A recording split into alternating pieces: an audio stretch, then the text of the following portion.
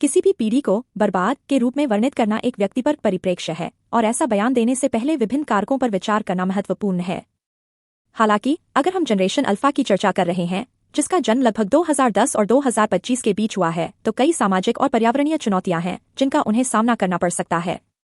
चरण क्रमांक 1, जलवायु परिवर्तन। जनरल अल्फा को जलवायु परिवर्तन के सबसे गंभीर प्रभावों का अनुभव होगा, जिसमें चरम मौसम की घटनाएं, समुद्र का बढ़ता स्तर और संसाधनों की कमी शामिल है, जब तक कि इन प्रभावों को कम करने के लिए महत्वपूर्ण वैश्विक कार्रवाई नहीं की जाती।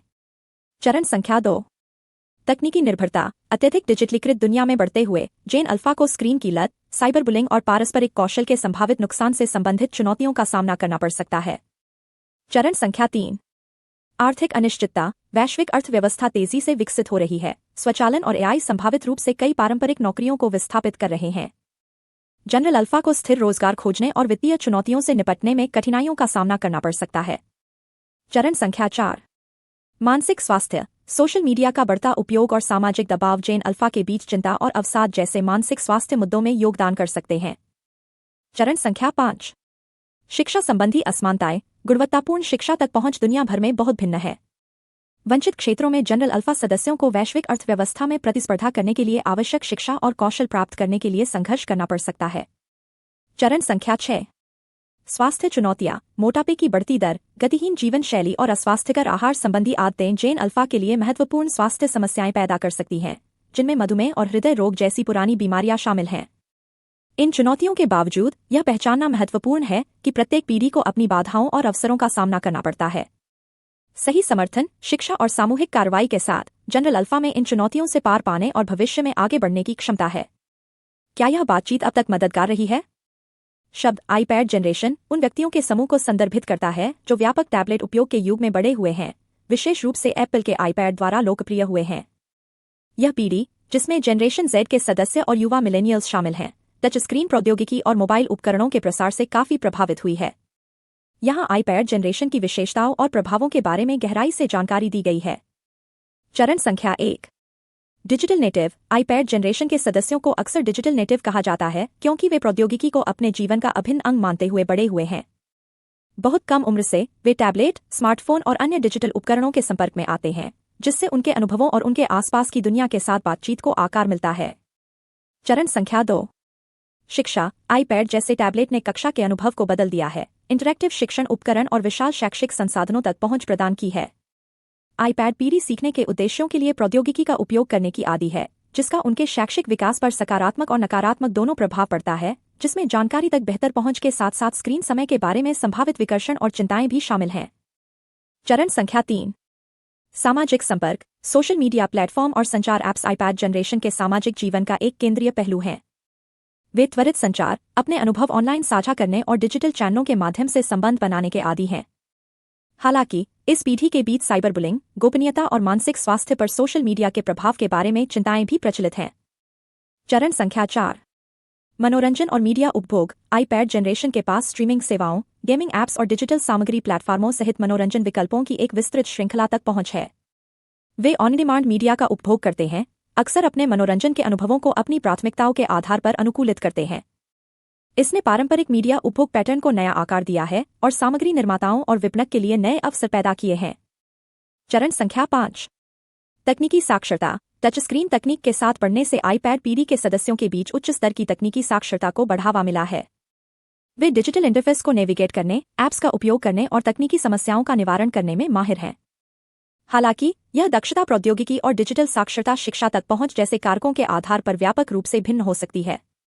चरण संख्या 6, चुनौतियां और चिंताएं। जबकि आईपैड ने कई लाभ लाए हैं, जिनमें बेहतर कनेक्टिविटी, सूचना तक पहुंच और मनोरंजन के अवसर शामिल हैं, इसने स्क्रीन की लत, कम ध्यान देने की अवधि और शारीरिक और मानसिक स्वास्थ्य पर अत्यधिक स्क्रीन समय के प्रभाव जैसे मुद्दों के बारे में भी चिंताएं बढ़ा दी हैं। मानसिक स्वास्थ्य। कुल मिलाकर आईपैड जनरेशन एक आदर्श बदलाव का प्रतिनिधित्व करता है कि कैसे प्रौद्योगिकी को रोजमर्रा की जिंदगी में एकीकृत किया जाता है, जिससे उनके अनुभवों, व्यवहार और धारणाओं को गहन तरीकों से आकार दिया जाता है। जैसे जैसे वे परिपक्व होते रहेंगे, प्रौद्योगिकी के साथ उनका संबंध विकसित होता रहेगा, जिसका शिक्षा, संचार और मनोरंजन सहित समाज के विभिन्न पहलुओं पर प्रभाव पड़ेगा। किसी भी पीढ़ी को अकेला बताना जटिल और बहुआयामी हो सकता है, जो विभिन्न प्रकार के सामाजिक, सांस्कृतिक और तकनीकी कारकों से प्रभावित होता है। यहाँ कुछ कारणों पर गहराई से नजर डाली गई है कि क्यों कुछ पीढ़ियों को अकेलेपन की भावना का अनुभव हो सकता है। चरण संख्या 1।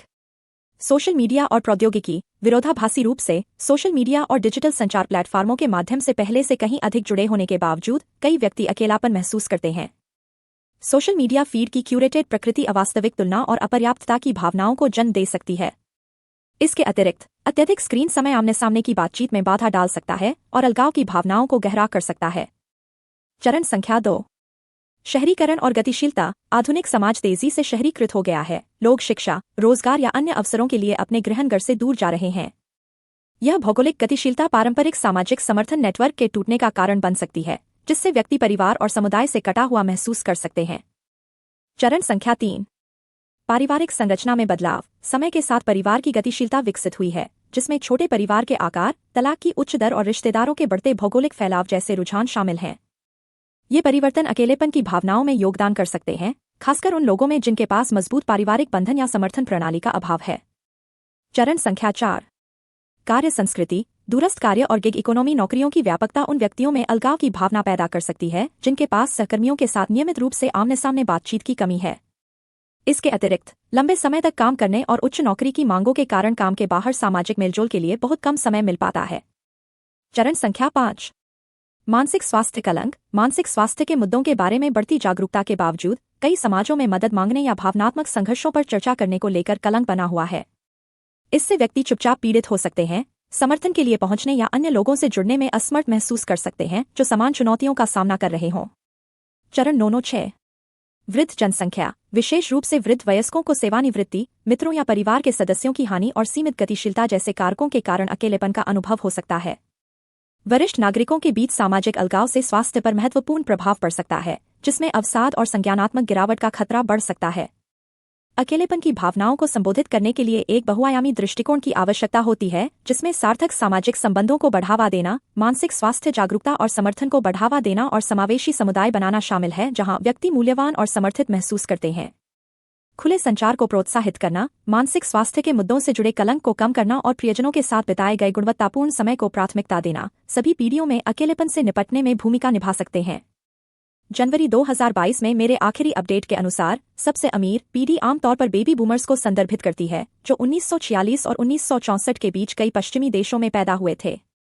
बेबी बूमर्स को कई आर्थिक कारकों से लाभ हुआ है, जिन्होंने उनकी कुल संपत्ति में योगदान दिया है। चरण संख्या 1। आर्थिक विकास। बेबी बूमर्स दुनिया के कई हिस्सों में अभूतपूर्व आर्थिक विस्तार की अवधि के दौरान बड़े हुए, खासकर द्वितीय विश्व युद्ध के बाद के युग में। इस आर्थिक समृद्धि ने उन्हें करियर में उन्नति और धन संचय के पर्याप्त अवसर प्रदान किए। चरण संख्या 2। पेंशन लाभ। कई बेबी बूमर्स के पास परिभाषित लाभ पेंशन योजनाओं तक पहुंच है, जो सेवानिवृत्ति के दौरान एक स्थिर आय प्रवाह की गारंटी देती है। ये पेंशन योजनाएं पिछले दशकों में अधिक सामान्य थीं, लेकिन हाल के वर्षों में कम प्रचलित हो गई हैं। चरण संख्या 3। गृह स्वामित्व। बेबी बूमर्स को पिछले कुछ वर्षों में रियल एस्टेट मूल्यों में उल्लेखनीय वृद्धि से लाभ हुआ है। कई लोगों ने कम कीमतों पर घर खरीदे और संपत्ति के मूल्यों में पर्याप्त वृद्धि देखी, जिससे उनकी कुल संपत्ति में योगदान हुआ। चरण संख्या 4। निवेश के अवसर। बेबी बूमर्स के पास शेयर बाजार, बॉन्ड और रियल एस्टेट सहित विभिन्न निवेश अवसरों तक पहुंच है। जिन लोगों ने समझदारी से निवेश किया, उन्होंने पूंजी वृद्धि और लाभांश के माध्यम से समय के साथ अपनी संपत्ति में वृद्धि देखी है। चरण संख्या 5। विरासत। जैसे जैसे बेबी बूमर्स की उम्र बढ़ती है, कई लोग अपने माता पिता से विरासत प्राप्त कर रहे हैं, जिससे उनकी संपत्ति और बढ़ रही है। विरासत में वित्तीय संपत्ति, अचल संपत्ति और अन्य मूल्यवान संपत्तियां शामिल हो सकती हैं।